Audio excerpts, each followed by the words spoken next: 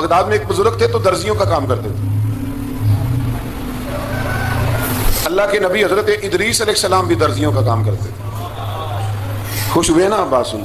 پیشہ کوئی بھی برا نہیں, ایک برا ہے وہ ہے ہاتھ پھیلانا, اس کے علاوہ کوئی پیشہ برا یہ برا نہیں, یہ ہاتھ پھیلانا برا ہے. حضرت شیخ محمد بن حسن کہتے ہیں کہ وہ بزرگ جو تھے نا, امام غزالی نے لکھا ہے, وہ درزیوں کا کام کرتے تھے. تو اس زمانے میں نا کھوٹا سکہ بھی کبھی کبھی آ جاتا تھا. کھوٹا سکہ پرانے لوگوں کو تو پتا ہوگا, چلو نوجوانوں کو بتا دیتا ہوں. چاندی کے سکے ہوتے تھے تو اوپر سے جب وہ گھس جاتا تھا نا نمبر, تو اس کو کہتے تھے اب کھوٹا ہو گیا. کیوں جی بزرگوں ایسے ہی ہے, وہ گھس جاتا تھا تو کہتے تھے سکہ, تو وہ چلتا نہیں تھا کہیں بھی. تو وہ بابا جی کی دکان مشہور ہو گئی تھی کہ وہاں کھوٹے سکے بھی چل جاتے, لوگ دے آتے تھے کھوٹے سکے, بہت سارے لوگ دے دیتے, بابا جی چپ کر کے قبول کر لے. مشہور ہو گیا, جو بھی جاتا کھوٹے سکے دے آتا, بابا جی قبول کر لیتے. پھر شام کو نا گھوڑے پہ بیٹھ کے جاتے اور دریا میں بہا. ایک دن کچھ بندے کھوٹے سکے لے کے آ گئے, تو بابا جی ابھی مصلے پہ تھے, نماز پڑھ رہے تھے, تو بیٹے نے کپڑے دیے تو کھوٹے سکے وصول کیے. تو وہ کھوٹے سکے دینے والا شخص کھوٹے سکے دے رہا تھا, تو وہ بچہ کہنے لگا تم نے بڑی عرصہ بیوقوف بنایا میرے ابا کو, کھوٹے سکے دے لے جاؤ. کہنے لگا تمہیں واقعی نہیں پتا چلتا کھوٹے ہیں؟ کہا ابا جی کا نہیں مجھے پتا, پر مجھے تو پتا ہے نا. اور میرا ابا شام کو کھول کے دیکھتا ہے تو پھر جو کھوٹے کھوٹے ہوتے ہیں انہیں دریا میں بہا کے آتا ہے, لے جاؤ اپنے. اتنی دیر میں بزرگ نماز سے فارغ ہوئے, کہنے لگے نہیں نہیں بیٹے رکھ لے, کھوٹے ہی رکھ لے. سننا بات. کہا جناب کیوں؟ فرمانے لگے میں کھوٹے اس لیے رکھ لیتا ہوں کہ لوگوں نے پیسوں میں ملا کے دوسروں کو بھی تو دینے ہیں نا, تو میں چاہتا ہوں چلو باقی لوگ نقصان سے بچ جائیں, ہمارا تو گزارا ہو ہی رہا ہے, باقی لوگ نقصان سے بچ جائیں. اور فرمایا پھر میں شام کو جا کے دریا میں ڈال کے آتا ہوں کہ کہیں میری اولاد بھی ان کو آگے نہ چلا دے. میں چاہتا ہوں کہ اور لوگ اس کام سے بچ جائیں. درویش کہتے ہیں کہ جب اس بابے کا آخری وقت آیا نا, تو جو اس نے جملہ کہا میرا کلیجہ پھٹ گیا. آخری وقت جو اس نے دعا مانگی, تو فرماتے ہیں میرے اندر وجد اور کیف کی صورت پیدا ہو گئی. فرماتے ہیں ان بزرگوں نے اپنے آخری وقت دعا مانگی, اے اللہ میں نے ساری زندگی کھوٹے سکے قبول کیے تاکہ تیرے بندے شر سے بچ جائیں, تو یا اللہ تو بھی اس کھوٹے سکے کو قبول فرما. اللہ میں نے کھوٹے سکے قبول کیے, کھوٹے, تاکہ تیرے بندے تکلیف سے بچ جائیں. تو مالک میں بھی کھوٹا ہی ہوں, اللہ تو بھی اس کھوٹے کو قبول فرما لے. اور یہ دعا مانگ کے نا تو کبھی روتے کبھی ہنسے. لوگوں نے کہا کیا ہوا؟ کہتے ہیں لگتا ہے رب نے کھوٹا سکہ قبول فرما لیا, لگتا ہے کہ اللہ نے کھوٹا سکہ. لوگوں کو تکلیف سے بچائیں. ہمارا وجود یارو مطلب کیا ہو جائے گا, 2 منٹ کے لیے سمجھ لیں کیا ہو جائے.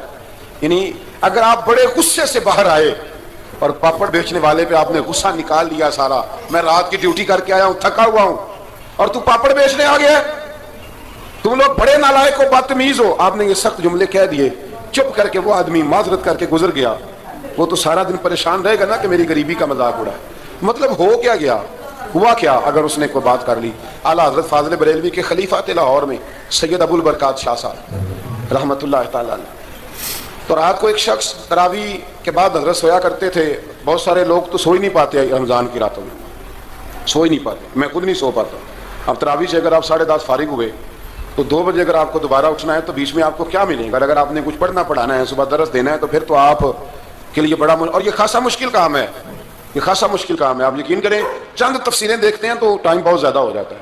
وہ پھر آگے سننے والوں پہ بھی ڈیپینڈ کرتا ہے ان کے مزاج مبارک کس طرح کے. سید صاحب رحمۃ اللہ علیہ نا عشاء کی نماز کے بعد تراویح پڑھ کے تو کچھ عبادت کی, کچھ مطالعہ کیا, صبح درس دینا تھا, تو تھوڑی دیر کے لیے بوڑھے آدمی تھے, تھک گئے تو سو گئے. ایک بندہ نا کہیں گیا ہوا تھا تو واپس آیا تو اس نے دروازے پہ دستک دی. تو سید صاحب کے بیٹے تھے, بخاری شریف کی شرح لکھی, بڑے عالم تھے, سید محمود رضوی صاحب رحمۃ اللہ. رضوی صاحب کہتے میں نے دروازہ کھولا, میں نے کہا ہاں جی بولو.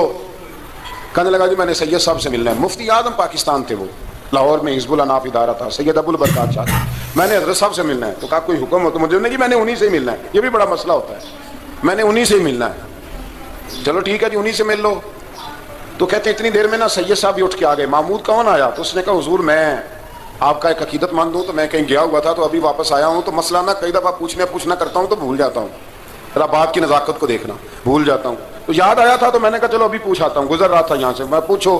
کہنے لگا جی پوچھنا یہ تھا کہ جس نے فرض جماعت کے ساتھ نہ پڑھے ہوں رمضان میں تو کیا وطر جماعت سے پڑھ سکتا ہے؟ مسئلہ پوچھنا تھا. علامہ محمود رضوی صاحب کہتے ہیں مجھے بڑے غصہ آیا. میں نے کہا کہ پتہ نہیں کوئی اس وقت مشکل آ گئی ہے جو رات کو آیا ہے. کسی وقت انسان رات کو طلاق دے بیٹھتا ہے, کوئی ایسی بات ہو جاتی ہے تو عالم کے دروازے پر, یہ تو عام سا مسئلہ ہے, سویرے بھی پوچھ لیتا.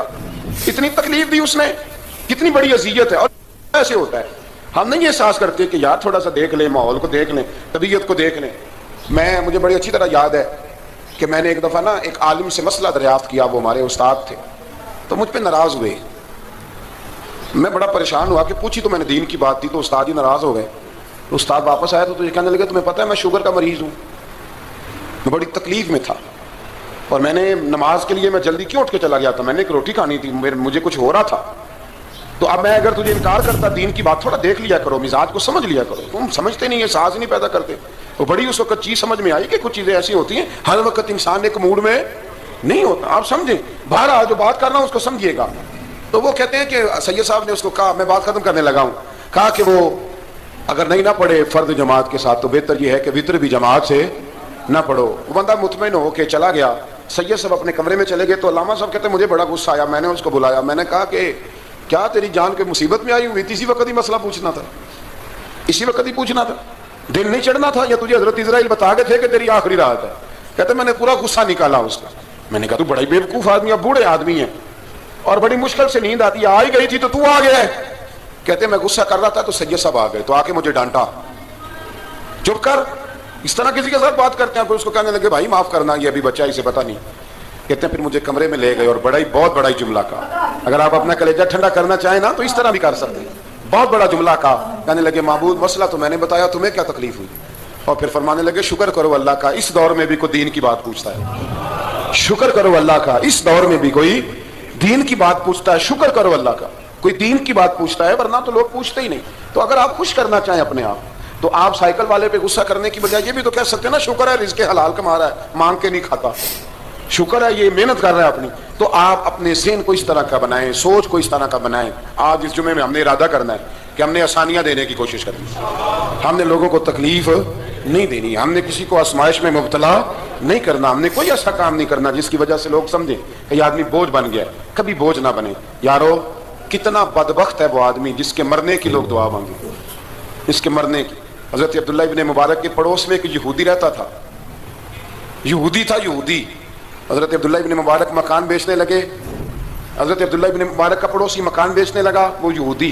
تو گاہک آئے تو کہا کتنے کا؟ کہا 2000 دینار کا، 2000 دینار۔ تو انہوں نے کہا کہ اس گلی میں اس محلے میں تو 1000 دینار کا مکان ہے، تو تیرا 2 کا کیوں ہے؟ کہنے لگے 1000 میرے مکان کا اور 1000 عبداللہ ابن مبارک کے پڑوسی ہونے کا، اس لیے کہ اتنا شاندار پڑوسی تمہیں کبھی نہیں ملے گا جس کی ہم نے کبھی آواز ہی نہیں سنی۔ 1000 روپیہ لوں گا ان کے پڑوس میں جگہ دینے کا، 1000۔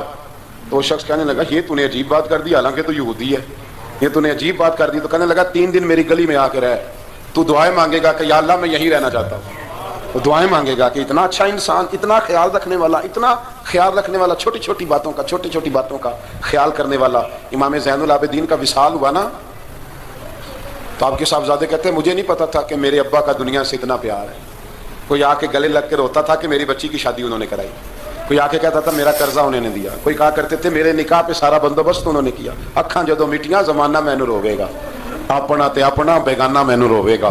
تے جدوں نہ میں دسیا میں خاراں نوں میں خانے وچ ایتھے جام ٹوٹ جان گے تے میں خانہ مینوں روے گا، کئی لک لک رون گے تے کئی بک بک رون گے، گلیاں دا اجانا تے سیانا مینوں روے گا۔ تو اپنی زندگی خیر والی بنائیں، کسی کا نفع کریں، کسی کا بھلا کریں، کسی سے پیار کریں۔ اور یارو چھوڑو مزدور بن جاتے ہیں۔ شیخ سعدی کہا کرتے تھے جب سے مخدوم بنا ہوں نا لوگوں سے خدمت کرانے لگا ہوں مزہ ہی نہیں آیا۔ مزہ تو تب آیا ہے کبھی نانی کی خدمت، کبھی دادی کی خدمت، کبھی ابا کی خدمت، کبھی اس کی خدمت۔ کہتے ہیں وقت گزرا تو پھر استادوں کی خدمت، پھر اللہ نے موقع دیا تو پھر پیروں کی خدمت۔ اور کہتے ہیں میرا تو دل کرتا ہے میں مریدوں کی بھی خدمت ہی کروں، میرا تو دل کرتا ہے میں شاگردوں کی بھی خدمت ہی کروں۔ کہتے ہیں جو مزہ خدمت میں آیا ہے وہ خدمت کرانے میں یہ مزہ بھی لینے کی کوشش کریں۔ آج نا مخدوم بڑے ہی بن گئے ہیں، مخدوم بڑے ہی بن گئے، کس کس کی بندہ خدمت کرے؟ تو اس طرح کریں، کچھ خادم بھی تو پیدا ہونے چاہیے نا، کچھ خادم بھی پیدا ہونے چاہیے۔ مہمان خصوصی بڑے ہو گئے ہیں، کوشش ہونی چاہیے کچھ عام سے بھی مہمان بنے، عام سے بھی، جو خاص مہمان نہ ہوں، جن کا ارادہ ہو کہ نہیں ہم نے پیار ہی بانٹنا ہے۔